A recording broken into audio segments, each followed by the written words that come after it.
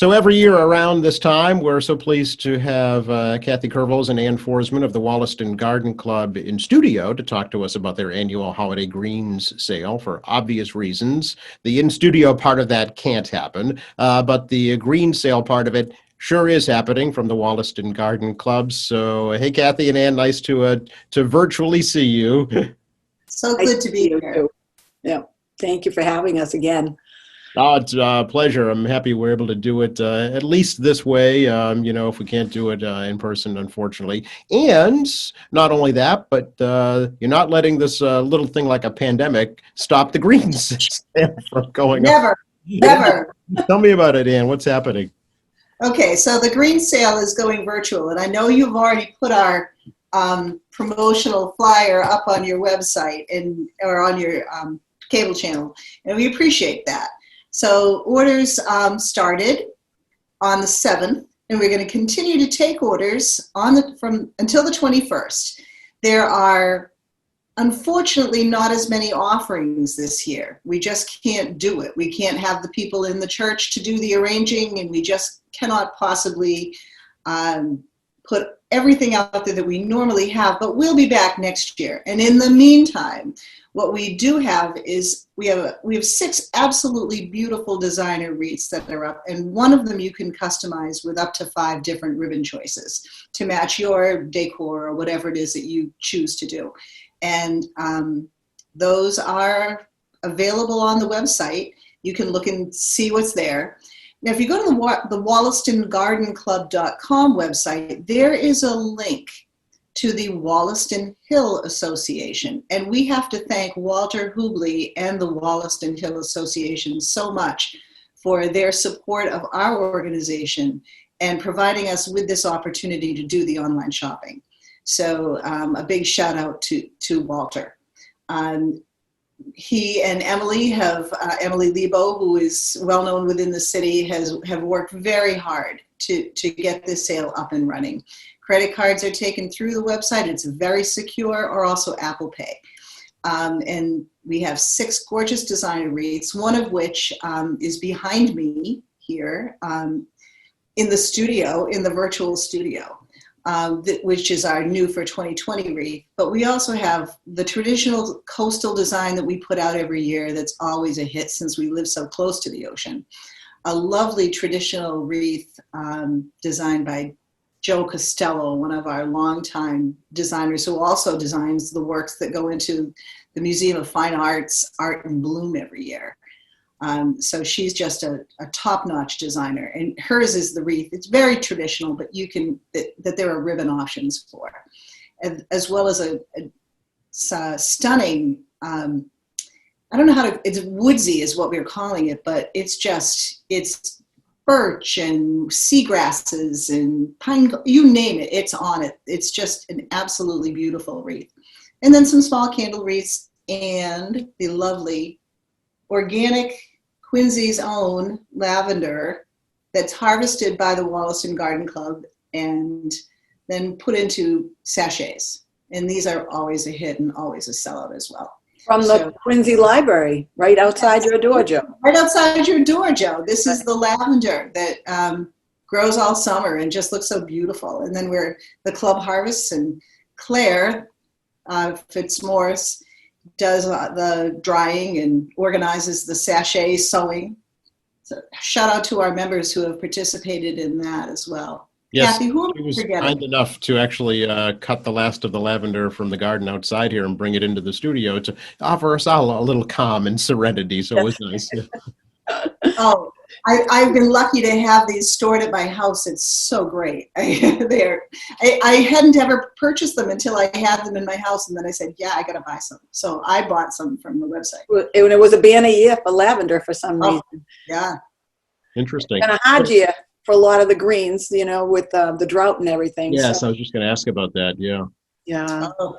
It's not a drought anymore, but during the growing season for a lot of these evergreens that we use for our cuttings, our trimmings, but we always manage, and that's another big part of our sale is that we always offer what we call a greens bag, and that is the collection of greens that we already have with some pine cones and other things like that. And then you take them home and you make your own window boxes, or you make your own outdoor plant, or augment a wreath of your own with all these greens from all around town and from our members' yards and things like that. So it's all local. We're totally local, and that's one of the reasons why we're really trying to run this green seal as we're winging it as I'm sure most everybody is, but we are lucky to have people in designer, and we all work to our strengths. I say that all the time. Not everybody's a great designer,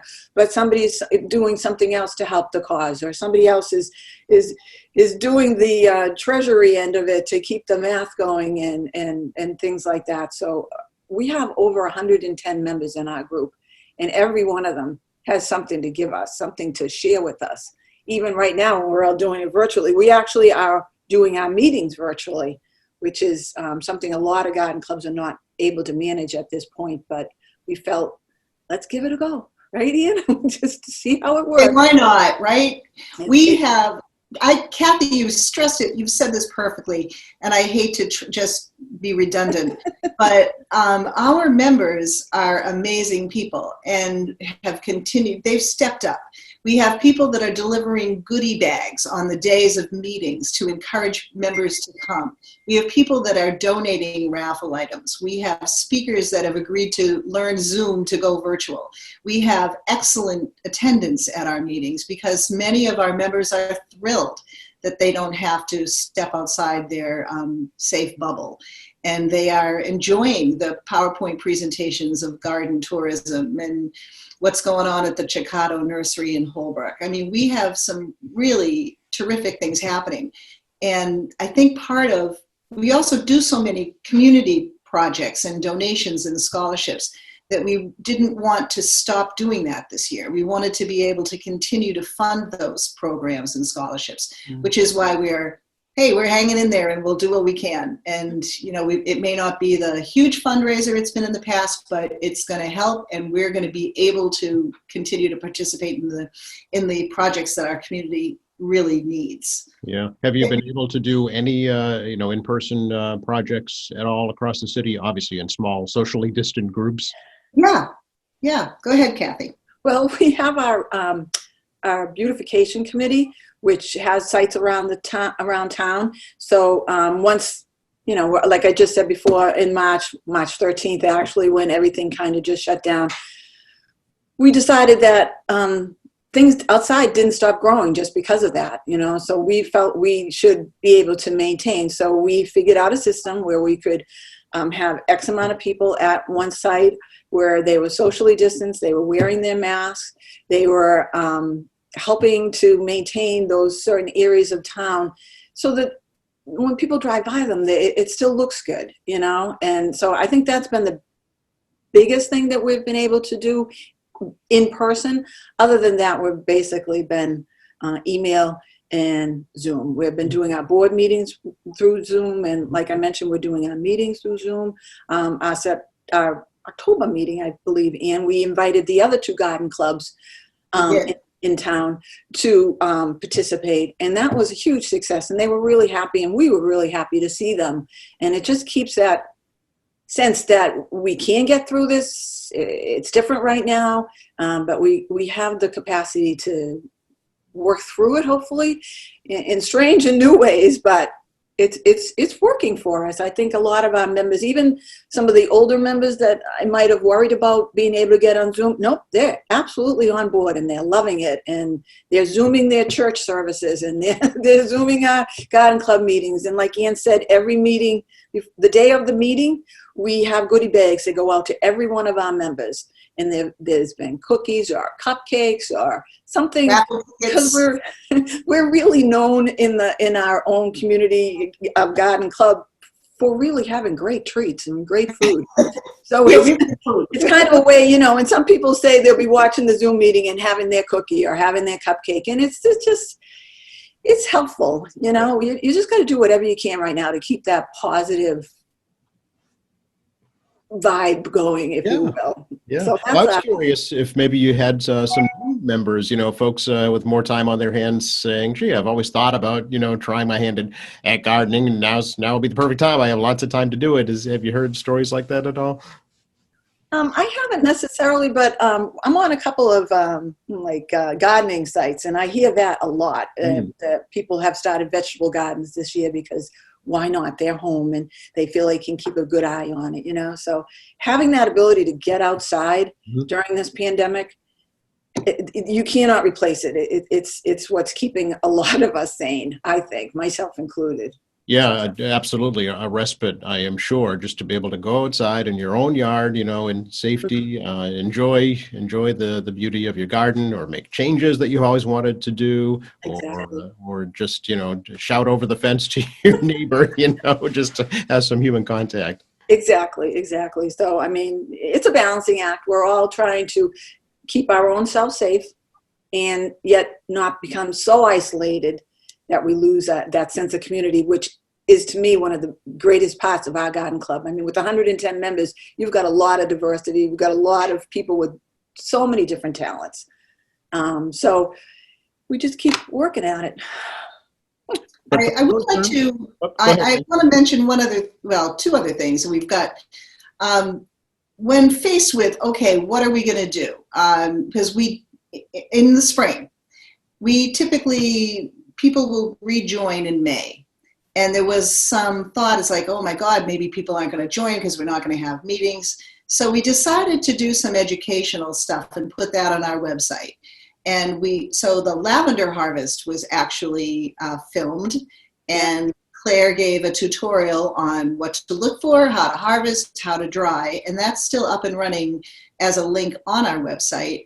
And then a little bit later on, we added another video tutorial on how to correctly prune and care for knockout roses, which we did on one of our, again, socially distant. And if you click on the link, you'll see the educational video, but you'll also see the only one that isn't in a mask is the girl speaking to the camera, and the rest of us are all masked up and working in the background.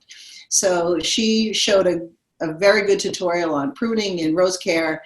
So we're like you said, what are we trying to do to be current, be something that's really going to be helpful to our community? And so we're still working on educational links. And we have new members this year too. We've added some. We did have new members join. That's great. Yeah. Sometimes it's word of mouth. A friend joins and says, hey, this is a fun group. You might like it. And, so they come on board. We're only $30 a year. Our membership has stayed the same. And we just are interested in people coming in. Somebody might want to do flower arranging. That's something they want to learn more about. So there are a lot of classes right now, unfortunately suspended, but there are a lot of classes within the larger National Garden Association that once you're a member, you can access those. And there are some of them that are trying to get online virtually, and that's a good thing. But it won't be forever. We'll be back online, in person. Sure. And there's a lot of option out there for a garden club member to try something new or get better at what they really like. Yeah. Well, do you think maybe post-pandemic that you might still be able to utilize some of this, virtual? Oh, absolutely. Yeah. There's some things that I don't know that we're going to go back to. We're doing our board meetings via Zoom, and we have great attendance, and we may continue some aspects of this as we go. And I really am enjoying learning some of these new things. So why not keep posting things? Yeah. And, and there's some talk about Facebook pages and Instagram pages and things. So who knows? We're moving, we're a bunch of old, gardener ladies, but we're trying to learn some new things. And there's, I shouldn't say that. We have plenty of men members as well. So it's not just Kathy and I. Sure. Yeah. But one thing that really needs to be in person next year is the green sale. So let's run over that again, if we can, the details about what's going on this year. Okay. This is what we're offering. There are 6 designs of designer wreaths. There are the candle wreaths they're a smaller wreath. They're only around 12 inches. They come decorated with greenery only on a few pine cones and just a beautiful ribbon. So they can be used as a hanging decoration or on a table. Put a candle in it if you want. That's why they're called that. We have our assorted bags of greens, which will include pine cones, other decor items, whatever. And it's what the hunters and gatherers can find that's great and fresh and put in the bags, and the beautiful lavender sachets. You can order now with credit card or Apple Pay. You can access the sales site by going to the Wollaston Garden Club and then clicking on the Click Here to Shop link, which will take you to the Wollaston Hill Association. And then your ordering is done, but then there will be pickup on Saturday, December 5th. So you don't have to worry about ordering your wreath now, and even though it's fresh greens, and then having it not be fresh and gorgeous and fragrant closer to Christmas. So they're made to order, and they will be available for contactless pickup at the church during what would have been our regular sale time by the Christmas elves, who will check your order and make sure it's right and get it to you. Now, do you have to schedule your pickup time, Ann, or is it just any time between that 9 a.m. and 1 p.m. window? Right now, it's between that 9 a.m. and 1 p.m. window. And we're asking if it seems like it's going to be we do have people that are working on the logistics of that, because like Kathy said, this is new to us and we're still ironing out a detail or two. Okay. So if people are concerned about a pickup time, they can contact us through the website, and I'm sure that we'll be able to work something out. But we're hoping I think that when you go to the website and you look at the beautiful pictures of what you can order. Ian has one behind her. We did the traditional, we did the seaside, all the lovely wreaths that we all love, but we also thought 2020 really kind of demanded and needed something of its own specific. So Ian came up with that, and I will tell you, the letters are handcrafted from white birch twigs. Oh, okay. And on the details are red cardinals to signify the things that red cardinals signify. So along that wreath has greenery. It's got a little bit of significance to it, right, as well as being a pretty wreath.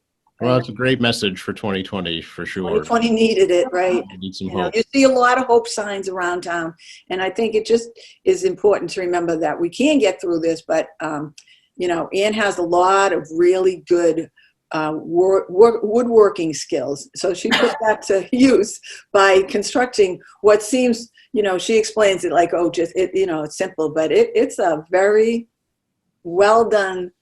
Thank you. It is, and just the fact that it's with live birch that we have found around town or in somebody's yard and picked up off the ground, basically for the most part. Yeah, we don't chop anything down. We only use fallen items that are still usable. Right. That's great. It's a wonderful message. I'm glad you're able to do it this year, although a little bit different. I hope it is successful for you. Thank you, Joe, for all your efforts on our behalf. We really do appreciate it. And we have had a nice turnout already of orders and things. So we have like that 2-week period. But if you're feeling like, geez, I really want a greens bag this year, go ahead, go online right now and order it, because we are going to be limited as to how many of everything we can do in order to have everybody. Yeah, there are probably limited numbers of things left now. So I would definitely, if you like the idea of something, get on there and order it. Okay, shop early, shop often. Yeah. That's what they're telling you, right? And all the proceeds benefit the Wollaston Garden Club, so it's a great cause for sure. I do want to mention the ordering. Make sure it is going to be contactless pickup, but when you go through the order process with their particular website, put in shipping information. If you don't put in the shipping information, even though you're not going to get it shipped, you're going to get a pickup number. the order will not complete. And we Okay. did have to, so we did a little trial and error with that. But if you complete it as if you were going to ship it and put in the stuff, then it will go through and you will receive a confirmation almost Email. immediately. Yeah. If you don't receive the confirmation, it didn't go through. So Okay, try it good again. to know. Good to know. All right. So much, Kathy, Ann, thank you so much. I want to wish you both a very happy holiday season, healthy, and a better new year. Better Oh, yet, you too, yes. Joe. Yes, thank you very much. And to all your viewers too. Happy holidays. You're very Thank you. welcome. Okay, take care.